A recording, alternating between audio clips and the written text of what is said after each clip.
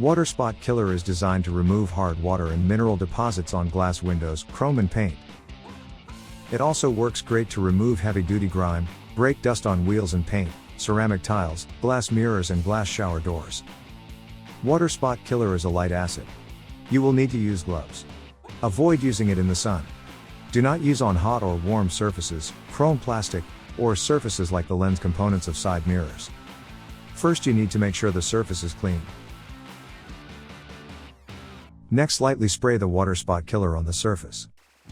Using a damp microfiber towel or applicator, gently rub into the surface. This agitation will help remove mineral deposits.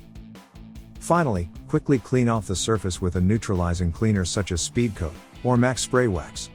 Or you can use soap and water. Purchase today at callingalldetailers.com or pearlnano.com.